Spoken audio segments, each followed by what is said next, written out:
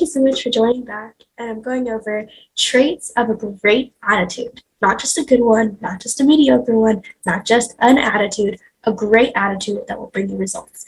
I've covered about 10 so far, and I'm going to go into the next 5. So make sure, if you aren't already, make sure you write these down. These are all so critical. There's nothing that you can skip. There are so many that you need for a great attitude. You might think, wow, there's a lot. It's not going to feel like a lot once you start doing them. So I'm going to go ahead and share my screen. So share the positive and cut out the negative. I think you guys need to understand that at the base of every great attitude is just the understanding that there are going to be hard times. No one's saying there aren't going to be hard times. No one's saying there aren't going to be problems. But it's how you turn those problems into solutions, how you turn them into positives. That is the great attitude. So you want to share the positive and cut out the negative. And there's not to say that there aren't times when you can't be vulnerable, you can't be a little bit upset. But it's when you turn those into teaching moments, learning moments. That's what matters. Next is they don't quit. There are so many times in my life that I wanted to quit. In fact, in case you didn't know, I was a figure skater for about 10 years. And I remember in my first about 3 years, I didn't like skating. And I feel like, Miss Khan, how come you were a figure skater for 3 years without liking it? My parents didn't allow me to quit. And I would not have been the figure skater I am today if I had quit. Who knows?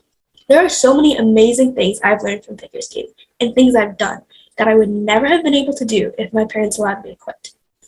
And refuse to take no for an answer. So many times it's so easy to give up. You call someone, you go, hi, can you talk? They go, no. And you want to go, oh my gosh, this person never wants to speak to me again. Okay, great. When's a better time I can talk to you? These are just simple things you can do. When is the best time to call you? Oh, you're busy? I totally understand. I'm completely busy too, but I'd love to set up time, about 15 minutes, just to talk. They don't take no for an answer. And you want to make sure you do this in like a nice, respectful way. And sometimes there are just people you don't want to waste your energy on. Next is you want to read books. Now, I don't know about you guys, but I'm a huge reader. I remember when I was younger, my dad came up to me and he was like, you're pretty fast. The average reading speed is about 200 words per minute. I'm about 400 at that time. I was about 13. He goes, I think you should do more. So now I read at an average of 800 to 1,000 words per minute. It depends on the material I'm reading. But always make sure that you're reading something, at least a little bit. 15 pages, 20 pages of a book to help enrich your mind. It's seeing those words physically in front of you that makes so much of a difference. Maybe even if you really, really prefer Audible or audiobooks, that's also a great way to do it. Next is you want to focus on potential, not what they've already done.